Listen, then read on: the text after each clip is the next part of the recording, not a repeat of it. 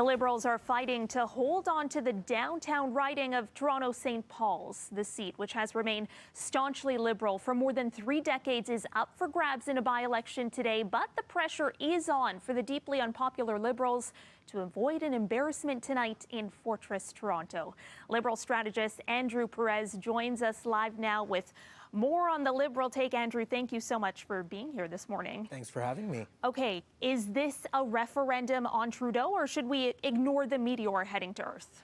Look, I think it's hard to read too much into a single by-election. Certainly, political observers have been suggesting that it is a referendum on this government. Mr. Trudeau has been in power for nearly 9 years, and over the last 6 to 8 months has been consistently trailing in public opinion polls by about 15 to 20 points. The latest polling by Abacus Research and Ipsos put the party 18 to 20 points behind, well behind in every region of the country except for Quebec, where they're only ahead by 2 points of the Conservatives, and also well behind demographically among millennials and Generation Z. Among millennials, the party's behind a whopping 28 points.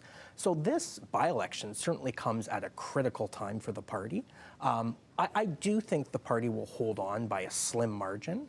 I would say anything less than 10 points. If they win by less than 10 points, I think that's concerning for the Prime Minister and the Liberal Party.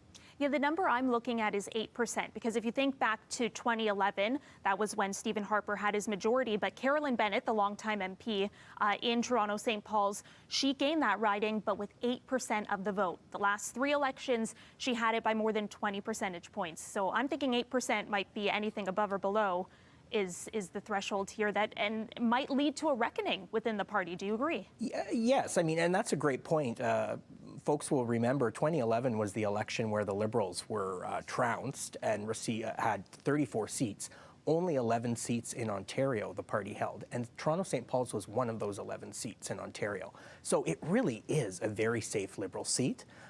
We'll see what happens. This is a seat that's been held by the Liberals since 1993, won in the last 10 general election campaigns, and in the last campaign, less than 3 years ago, it was won by 24 points. Now, some of that was probably attributable to Caryn Bennett, the former MP, who was very popular and a senior cabinet minister. But I think you're right. I think if they're winning by 3 or 4 points, that's very concerning and really does suggest that we're headed towards a massive Conservative majority government. As you say, this is, one of the safest, or should be one of the safest Liberal seats, at least in English Canada. But with Trudeau's party having, languished behind Pierre Poilievre's Conservatives by 20 percentage points now consistently, it's almost hard to imagine a scenario where he's not the underdog, like Trudeau is not the underdog in this.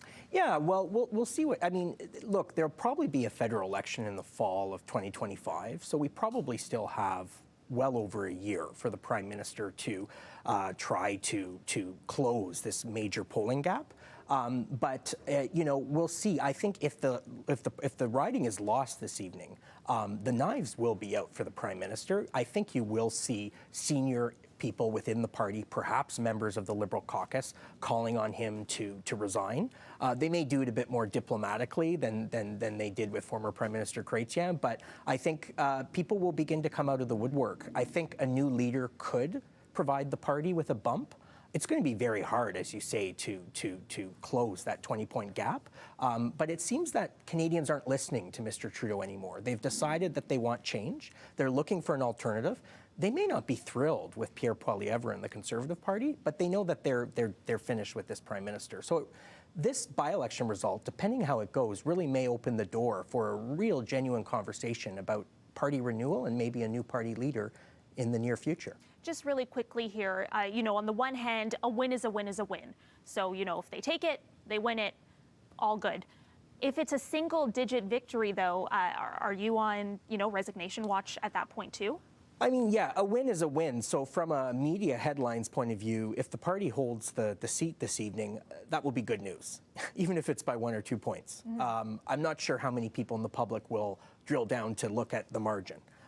But you're right. If they win it by a very slim margin, that's really suggesting that the bottom is falling out of the party, that the party is looking at losing probably easily 80 seats in the next election.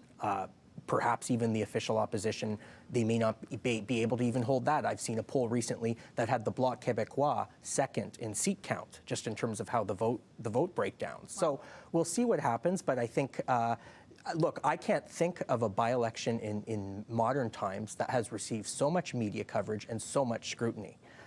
So it will be really interesting to see what the results are tonight and what they portend for the future of Canadian politics. Andrew, unfortunately, I have to leave it there. I know I could pick your brain for hours, but thank you so much for your perspective. Andrew Perez, Liberal strategist, thank you so much for being here. Thank you. 7:40.